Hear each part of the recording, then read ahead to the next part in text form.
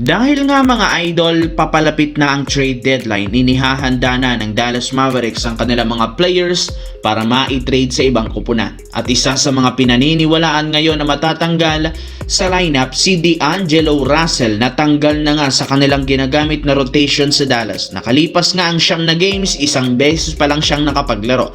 3 beses na rin naman siyang na DNP, kaya malaki ang tsansahin na hindi na siya makasama pa sa lineup bago ang trade deadline. Alam naman nga ninyo, nakafocus ang Mavericks sa pag-rebuild ng lineup, sa pagkuha ng mga bago at mga batang player na maipapartner kay Cooper Flagg. And since walang ng long-term plan ng Mavericks kay D'Angelo, posibleng makasama siya sa mawawala sa lineup at ma-trade.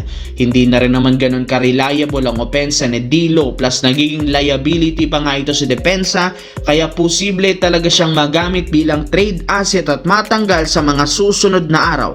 As of now, nasa radar ang Dallas Mavericks para gumawa ng blockbuster trade. Samantala, marami nga pong mga fans at analyst ang nakakapansin na sa pagkatalo ng Los Angeles Lakers sa nakalipas na laro, pinupunteriya ng kalaban ang lamya ng kanilang depensa. Isang malaking problema ang Lakers ang katotohanan na hindi sila nakakasabay sa tuwing tumataas ang physicality sa loob ng court. Kaya may ilang mga insider ang nagsabi, hindi nga sila nagugulat bakit desidido at desperado si Rob Pelinka na kunin si Herb Jones sa isang trade mula sa New Orleans Pelicans. Naniniwala ang buong coaching staff na kabilang si Coach Redick na malaki ang maitutulong ni Jones para maisaayos muli ang pisikalidad ng lineup. Ayon sa balita, nagkakaroon na ang kampo ni Herb Jones at ng front office ng Lakers ng mutual understanding patungkol sa gagawing trade ni Rob Pelinka. Sa madaling salita, gusto rin naman ni Jones na maglaro sa Lakers ngayong season, sadyang hinihintay na lang naman ito na pumayag ang front office ng Lakers sa ganitong klaseng trade. Sa kabilang banda, hirap na hirap pa rin ang New Orleans Pelicans sa pagkuha ng panalo ngayong season sa pagkapanalo lamang nila ng 2 beses sa last 10 games na nagpabagsak sa kanilang record na 10 wins, 34 losses bilang pinakakulelat na team hindi lang sa West kundi pati sa buong NBA.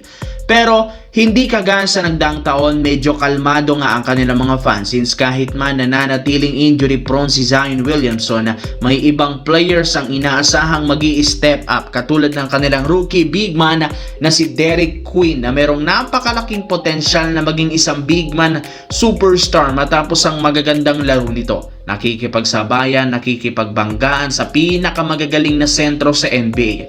Pinatunayan nito, meron talaga siyang galaw sa ilalim ng basket at kapag pinagtuunan nila ito ng pansin, hindi malabo na mas mag-improve lalo bilang pinakabagong franchise player na papalit sa pwesto ni Zion Williamson sa mga susunod na taon.